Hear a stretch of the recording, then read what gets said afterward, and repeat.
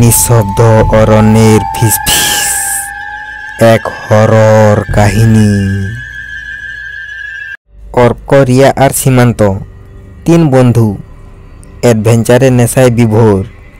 এবারের পরিকল্পনা নির্জন নিঃশব্দ অরণ্য পাড়ি দেওয়া।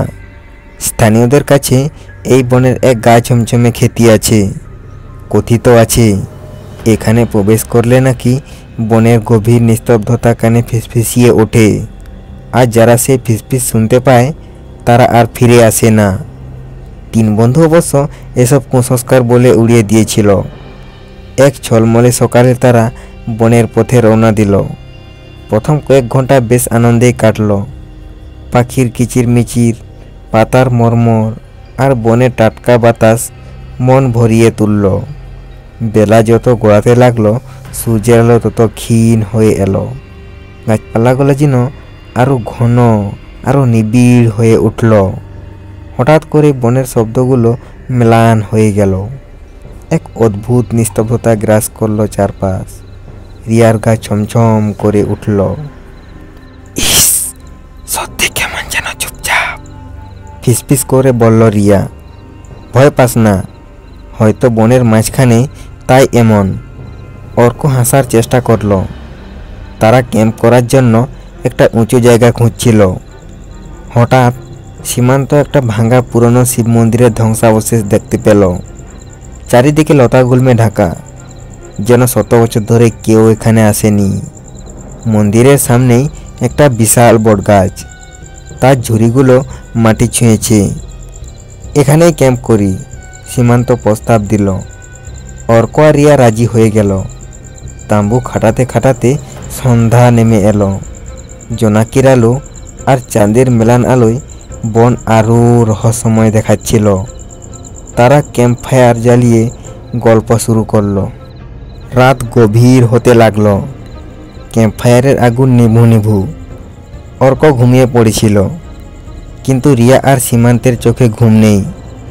হঠাৎ তারা একটা অদ্ভুত শব্দ শুনতে পেল।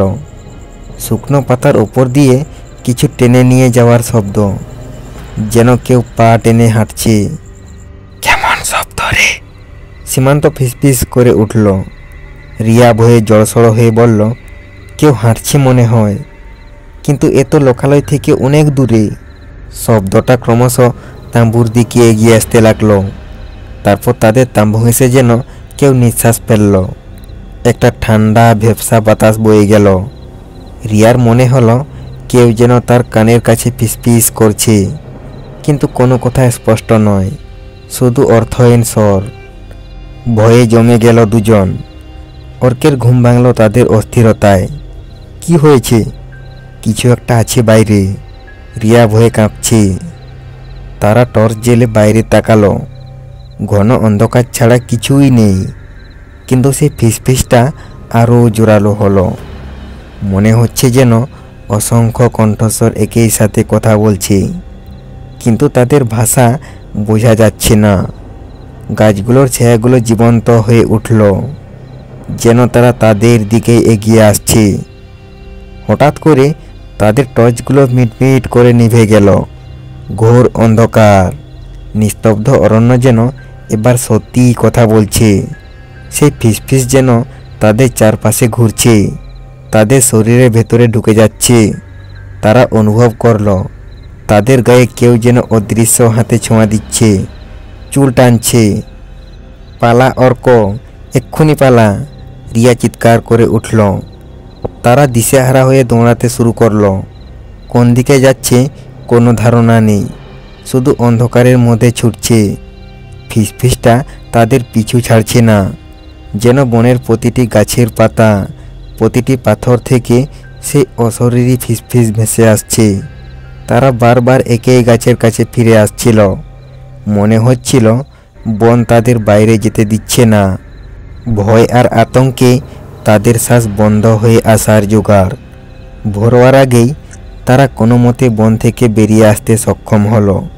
কিন্তু যখন ফিরে তাকালো, দেখল তাদের তিনজন বন্ধুর মধ্যে সীমান্ত নেই। সে হারিয়ে গেছে সেই নিঃশব্দ অরণ্যের ফিসফিসির গভীরে। আজও যখন রাতের বেলা কোনো বাতাস ছাড়া গাছের পাতা নড়ে ওঠে।